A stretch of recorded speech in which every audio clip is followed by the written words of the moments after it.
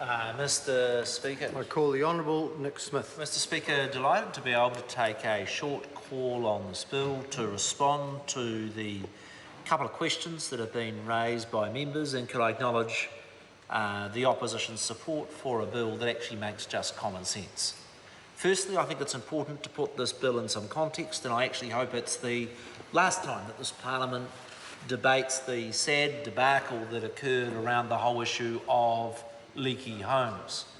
The very first point I want to make, though, to Labor members is that this Part 2 is about making changes to the financial assistance program introduced by our national government for those homeowners that are affected by leaky homes. The leaky homes issue arose in 2002.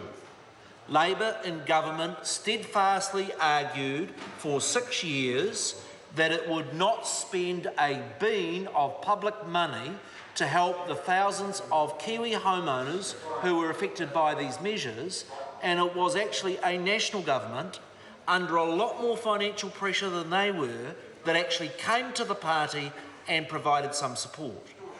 There are 3 changes in Part 2. The first of those are very straightforward, and that is where the government has, by order in council and gazette notice, made decisions about eligibility for the financial assistance program and is simply putting them in legislation to remove any uncertainty.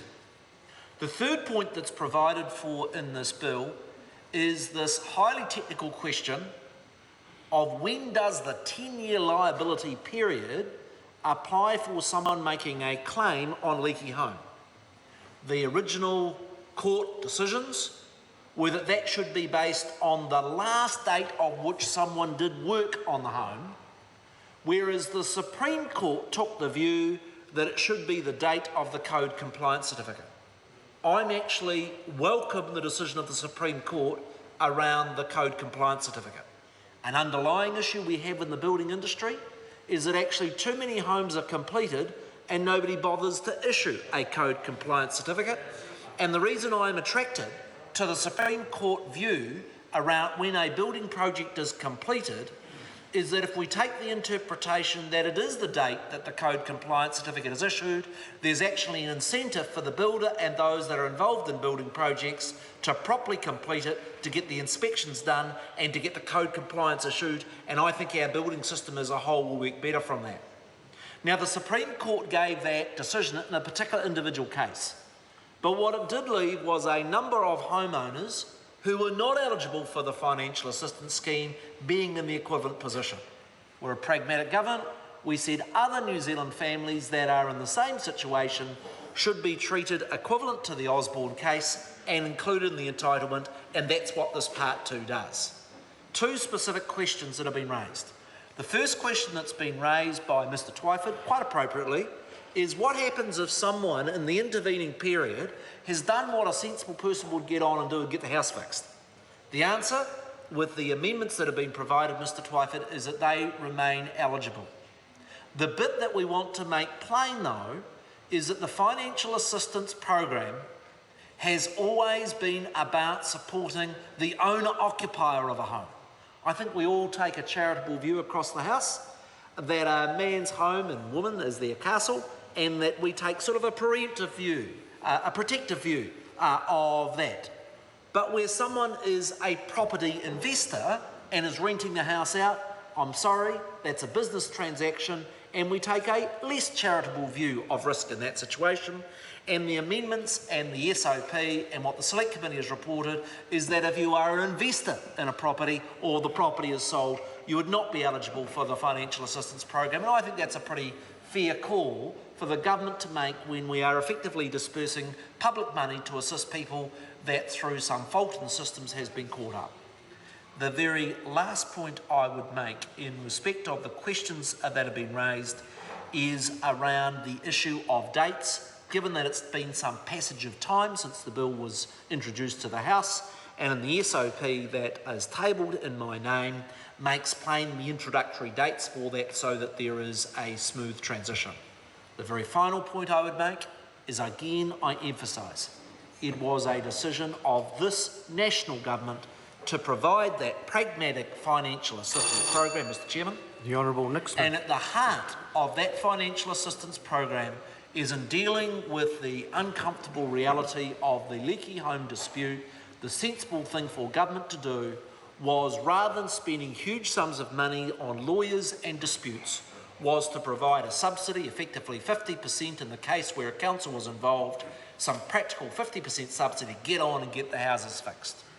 I want to make one last point to respond to the opposition, and that is more broadly around the issue of building regulation.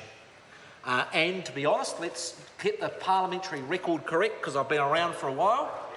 It was a Labor government that introduced the Building Act changes back in 1989. The bill was in the name of Margaret Austin. And the number of speeches that I've heard in this parliament from members from the Labor Party who say, well, that's nothing to do with us. Actually, it was a bill introduced by a Labor member and a bill that was passed all the way through the process with the support of the Labor Party. In respect of moving forward, it is the government's view that the issues of regulation in the building sector that are not efficient. And we're going to be announcing some proposals this year where we actually think in that balance of trying to get a regulatory environment that ensures that we don't get the sort of debacle that occurred around leaky homes, while on the other hand, we do not have excessive compliance costs that contributes to the very issues around the affordability of homes, is that you are going to see reforms from this government this year. And the key component of those reforms is this issue. If there is an injustice around the issue of leaky homes, it's the degree to which the liability for the building flaws rested with ratepayers rather than the building companies that were responsible for those buildings. And if we are actually to get a more disciplined and a better commercial arrangements in the building industry, we as a parliament need to strengthen the commercial accountability for those that provide building products and get the bulk of the revenue in the building sector. And I welcome having a discussion around issues of first home warranties and how we can improve those disciplines, because in my view an underlying issue is it is unfair that when councils get less than 2% of the revenue of a building project, that actually over the leaky home debacle they actually end up with more than half the bill. And I think there is an underlying issue that this parliament needs to have a debate as we move on from the issue of leaky homes to the future of the building industry, and how we can structure it in such a way that there are the very best incentives of ensuring that homes are built once and built right. I call